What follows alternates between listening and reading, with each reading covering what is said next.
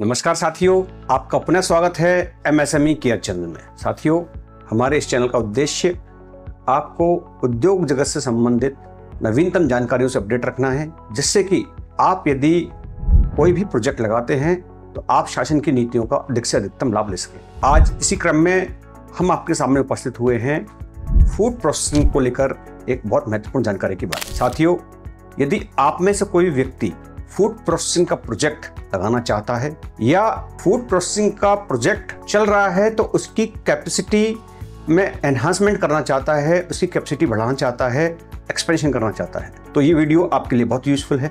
भारत सरकार, government of India ने नए फूड प्रोसेसिंग यूनिट स्थापित करने के लिए और जो पहले से विद्यमान यूनिट है उसकी क्षमता वृद्धि करने के लिए 5 करोड़ रुपए तक के अनुदान की घोषणा की है। आज हम इस वीडियो में विस्तार से समझेंगे कि किस प्रकार से हम इस योजना का लाभ ले सकते हैं। साथियों, सबसे पहले हमारे लिए यह जानना आवश्यक है कि किन किन एक्टिविटीज़ को, किन किन गतिविधियों को इस योजना का लाभ मिल सकता है। तो इसमें शामिल हैं fruits and vegetable processing, milk processing, meat, poultry, fish processing, ready to eat, ready to cook, breakfast, cereals, snacks, bakery and other food products including nutritional health foods, food grains, pulses, अनाज दालें, oil seed milling and processing based on modern technology. Other agri-horti products including spices and condiments, mushroom processing, honey processing, fruits, honey-based wines, food flavors,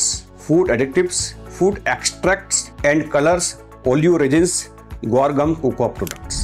Manufacturing jaggery from sugarcane and value added products from jaggery except sugar mills. साथ ही इसमें cover हैं animal feed manufacturing units भी, जो कि mega food park या agro processing cluster में स्थापित की गई हों। साथ ही ऐसी इकाइयाँ जो कार्बोनेटेड ड्रिंक्स, बेवरेजेस का कार्य कर रही हैं और जिसके अंदर फ्रूट जूस या पल्प मौजूद रहता है। इसमें कंडीशन है कि यदि आप लाइम या लेमन बना रहे हैं तो कम से कम 5% से ज़्यादा इसमें फ्रूट पल्प होना चाहिए और अदर फ्रूट्स की कंडीशन में उस ड्रिंक के अंदर कम से कम 10% फ्रूट का जूस या पल्प होना चाहिए। अगर आप ऐसा करते हैं तो आपको मिल सकती है भारत सरकार से यह सब्सिडी। साथियों, हमने आपको बताया कि किन किन एक्टिविटीज़ के ऊपर आपको ये लाभ मिल सकता है। हम आपको यहाँ पर यह भी बताना चाहेंगे किन किन एक्टिविटीज़ को इसमें शामिल नहीं किया गया है, यानी कि ये एक्टिविटी जिन पर आपको ये लाभ नहीं मिलेगा। उसमें सबसे पहले है package drinking water, farming activities such as dairy farming, poultry farming, mushroom farming, hatcheries. इन गतिविधियों को इस स्कीम के अंदर शामिल नहीं किया गया है। दोस्तों, अब हम बात करेंगे किस किस तरह की एक्टिविटीज आप कर सकते हैं।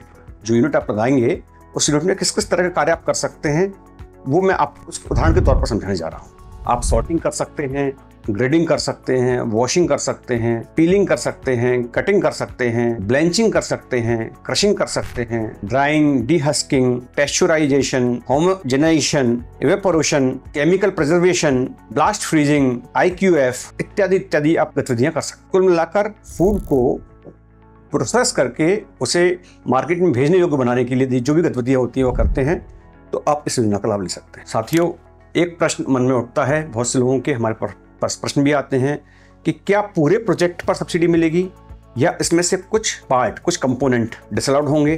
तो हाँ, इसके बारे में बताना चाहते हैं आपको कि यहाँ पर टेक्निकल सिविल वर्क एवं प्लांट एंड मशीनरी को ही इसमें शामिल किया गया है। अगर हम समझना चाहें कि किन किन चीज़ों को इसमें सिविल वर्क में सब्सिडी नहीं मिलेगी, तो वो हैं compound wall, approach road, cost of land, office building, canteen, labour rest room, security guard room, non technical civil work, इनके ऊपर आपको सब्सिडी नहीं मिलेगी। साथियों, आपके मन में प्रश्न उठ रहा होगा, क्या इसके लिए हमें कोई कंपनी बनानी होगी या पार्टनरशिप फर्म बनानी होगी या मैं अकेले भी काम कर सकता हूं? तो मैं बताना चाहूंगा, कोई भी इंडिविजुअल या तो स्वयं एकल रूप से अथवा जॉइंट वेंचर में अथवा farmer producer company, partnership firm अथवा LLP अथवा कंपनी, किसी भी रूप में ये कार्य कर सकता है।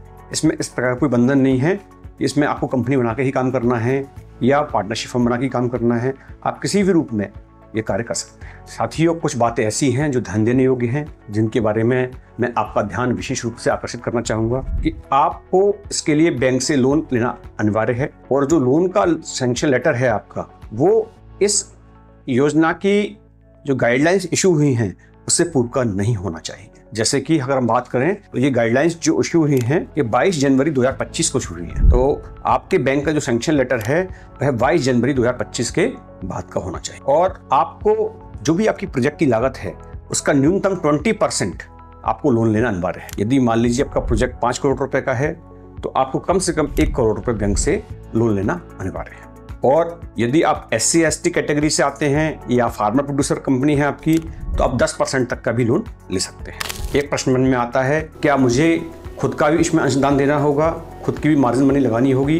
तो जी हाँ, आपको अपने प्रोजेक्ट कॉस्ट का कम से कम 20% मार्जिन मनी अंशदान देना होगा। और यदि आप SC ST से आते हैं या डिफिकल्ट एरिया से आते हैं तो आप 10% अंशदान भी अपना दे सकते हैं। साथियों, अब आप पूछेंगे कि सर इसमें सब्सिडी कितनी है, तो बताना चाहूँगा इसमें सब्सिडी है 35%, मैक्सिमम ₹5 करोड़, यानी कि आप अधिकतम 5 करोड़ रुपए तक का सब्सिडी का लाभ इसमें ले सकते हैं। और यदि आप SC ST कैटेगरी से आते हैं, FPO हैं या डिफिकल्ट एरिया में नॉर्थ ईस्टर्न स्टेट्स में आपका अगर प्रोजेक्ट है तो आपकी सब्सिडी 50% तक हो सकती है, लेकिन उसमें भी अधिकतम सब्सिडी का जो अमाउंट रहेगा वो 5 करोड़ रुपए। तो साथियों, हमने यहाँ कोशिश की कि सरल शब्दों में आपको इस योजना के महत्वपूर्ण बिंदु समझा पाएं। फिर भी यदि आपके मन में कोई प्रश्न है आप कमेंट बॉक्स में लिखकर हमसे पूछ सकते हैं। हमसे जुड़े रहने के लिए बहुत बहुत धन्यवाद।